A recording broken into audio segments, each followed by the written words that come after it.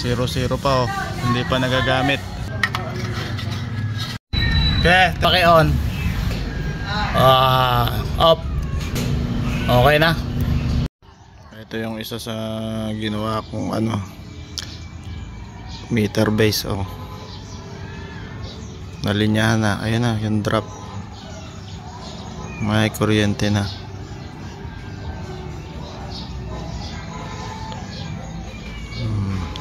Pangalawa na to na installan ng kuryente.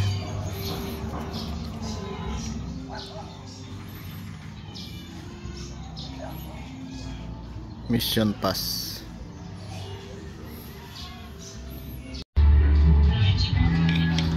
Okay, check out chicks. Tapos tuloy mo din kung may kaibigan, kung meron pa siyang kaibigan.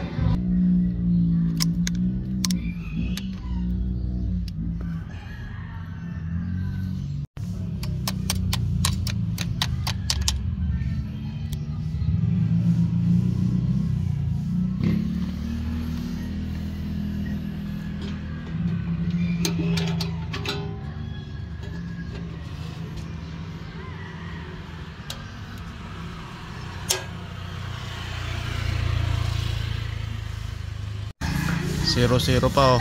Hindi pa nagagamit. Ito yung pangalawa kong kinabit na meter base no. In-install ko. So grounding, papasok sa loob, galing sa metro, supply, papunta sa breaker. Yan ang standard ng Meralco ngayon. Lagi after ng meter base merong NEMA 3R dito sa baba at saka 60 ampere na breaker. Yan yung minimum standard. I-on naman natin sa loob kung walang short circuit. Pero yung sa loob hindi ako ang electrician doon eh. Ito lang yung nire-work natin no. So make sure na maganda yung mga metal C-clamp. Ayan, limitan nyo na para hindi kayo ma-reject. Tapos ito lagi grounding no. Mahal din to, 120 to. Tapos yung pagkabit niyan dito, ipapakagat mo siya doon, hindi dito. Test rin natin sa loob kung sasabog. Moment of truth pagka tester. Ayan, 220 na yan. 220. Moment of truth, power on. Ayun, okay na, walang short. Sasabog yan pag short. Meron na yan. Ano tong page mo kaya? Testing. Umilaw. Ayan, kwarto.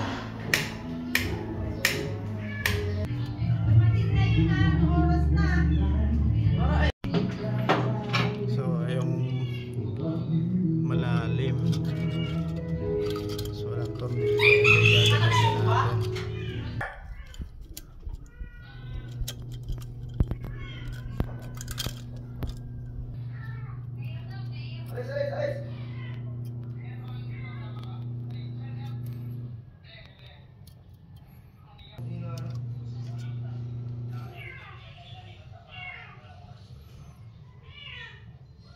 Baka nagsimba to.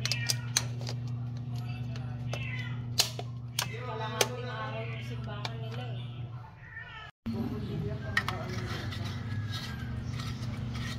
Tay, paki-on nga. Paki-on. Asan yung switch nito? Sige. Okay na? Ito yan. Ito yung nag-iisa. Asan na? Ayan. Wala eh. Wala!